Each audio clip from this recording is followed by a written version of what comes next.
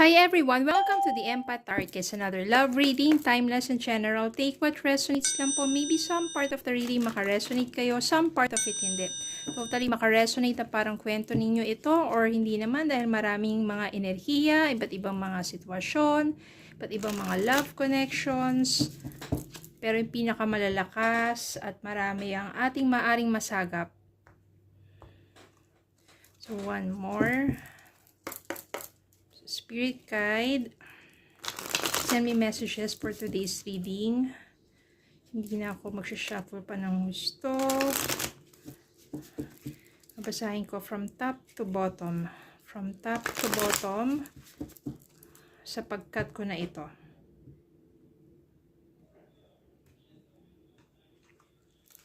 Okay. 8 of Swords. 7 of Pentacles, 6 of Wands, 4 of Cups, 8 of Pentacles, the Emperor, 3 of Swords, 4 of Wands. Ayan po yung mga lumabas. So, hindi na ako nag-shuffle, hindi na ako nag-flip na ano kung ano pa yung mag-flip kundi from top to bottom. 8 of Swords.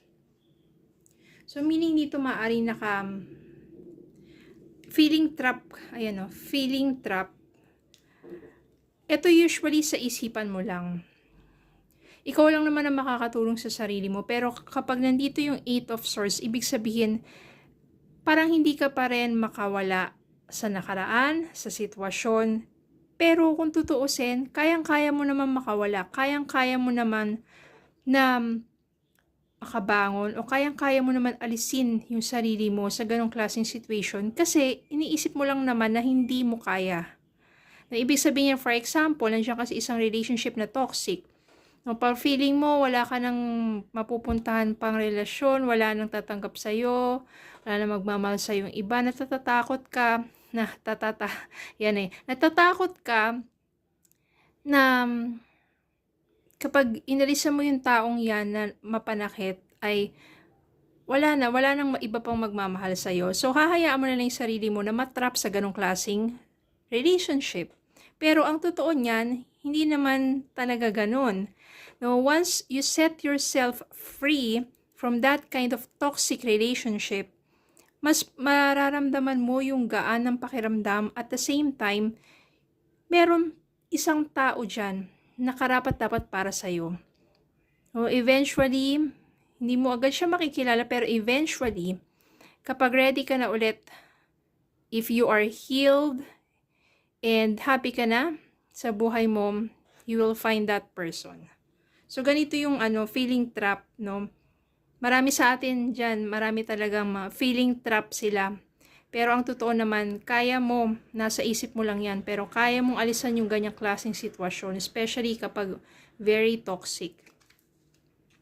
Then, 7 of Pentacles dito. No, ang gawin mo, mag-invest ka, hindi lang sa money. Mag-invest ka dun sa talagang nais ng puso mo. Huwag ka mag-i-invest dun sa mga taong hindi rin naman worth it. No? So dito, it's time for you na anihin yung mga pagpapagod mo o yung sakripisyo mo. Kapag inalisan mo na yung isang taong hindi mabuti at mas nag-invest ka sa sarili mo, kasi ibig sabihin yan, if you have self-love and care, yun yung investment mo eh. You will become more attractive. Tataas yung vibration mo. At marami kang ma-attract na blessings, especially yung blessings of love. Mag-invest ka sa sarili mo para yun yung anihin mo. Then, success, victory, no? Magkakaroon ka ng recognition. Ibig sabihin niya, maaaring sa work, sa business, magiging successful. So, yung pag naahon mo na yung sarili mo doon sa kalugmukan, pag naalis mo na yung sarili mo doon sa toxic relationship and you work hard for yourself, yan, you will have some recognition. Eto, minsan meron kang regrets na parang bumabalik-balik pa rin sa'yo yung taong yon, iniisip-isip mo pa rin siya. Pero ang totoo niyan, meron namang iba na nasa paligid mo nag-o-offer sa'yo ng relationship, ng love, yung admiration, di ba? Pero masyado ka nakatuon dun sa nakaraan, yun dun sa empty cup. Pero ang dami namang yung cups dyan, sa paligid mo, ibig sabihin ng cups, kasi dito is yung feelings. Marami siyang may admiration sa'yo na pinabaliwala mo lang. Because you focus dun sa empty cup. Yun dun sa isang taong wala naman feelings na para sa'yo. Kasi nga, di ba, kung mahal ka naman talaga noong nakaraan, bakit sinasaktan ka? Oh, emotional, pananakit, yung iba physical pa, di ba? Eight of Pentacles. Kaya you need to be patient pagdating sa love. No, kailangan dito mag-focus ka muna sa sarili mo para ma-divert yung attention mo at hindi mo na masyado maisip pa yung person mo. Kasi dito sa Four of Cups, naiisip mo pa rin siya Okay, naialis mo na yung sarili mo doon, hiniwalayan mo siya, lumayo ka, no, parang trabaho ka ng gusto, pero minsan iniisip mo pa rin yun.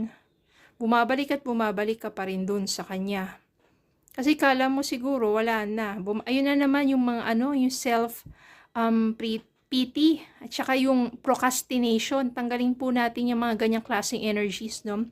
Divert your attention to something that is, sabihin natin na worth it. No, for example, mag-enroll ka sa isang class para yung skills mo, ma-upgrade yung skills mo, 'di ba? Or focus ka sa business, ganyan. Para hindi naman nakafocus, para hindi na maano yung attention mo doon sa taong yon. Kasi ang nangyayari kapag wala kang ginagawa, naiisip mo pa rin yun. Meron ditong The Emperor.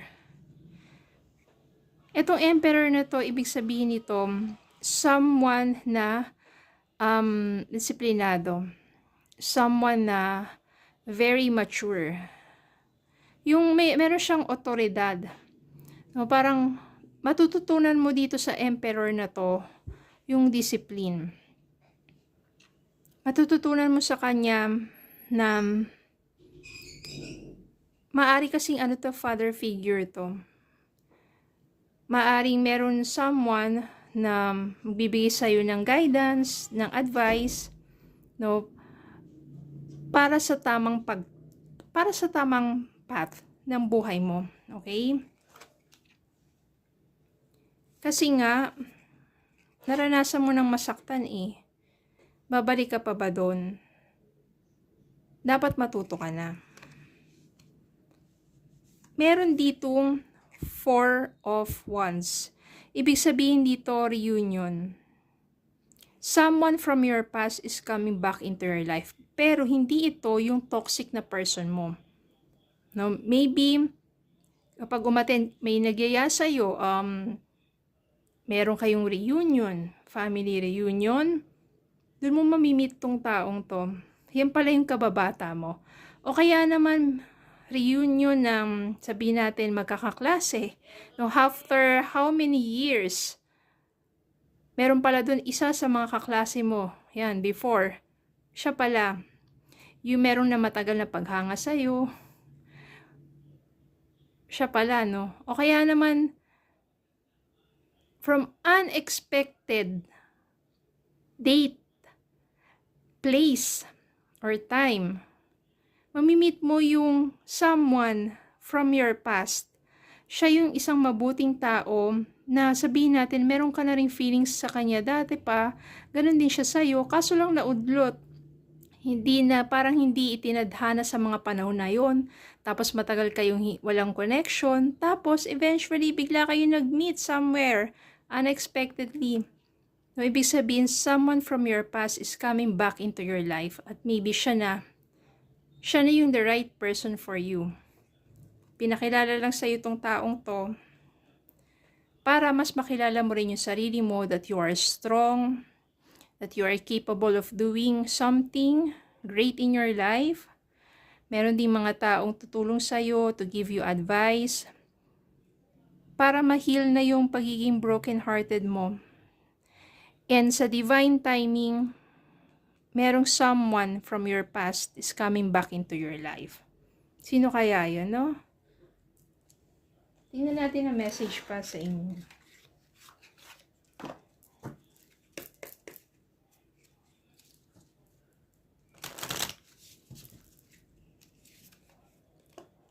Leave your fears behind. They are stopping this relationship from blossoming. Leave your fears behind. Maybe na-meet mo na tong someone from the past, pero may nag-hold back pa rin sa'yo kasi natatakot ka ulit masaktan. So, leave your fears behind. Iwanan mo na yung mga takot mo na yan kasi hindi naman pare-pareho ang tao. Kung sinaktan ka ng isa, hindi naman necessarily na yung susunod, sasaktan ka ulit.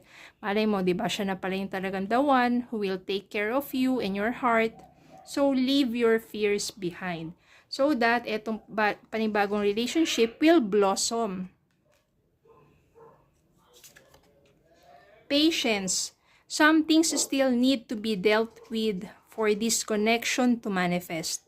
So you have to be patient. Kaya nga darating yan, divine timing. Huwag kayo magmadali. Yung iba kasi parang nape-pressure sa mga iba na yung iba merong karelasyon, ikaw single. No?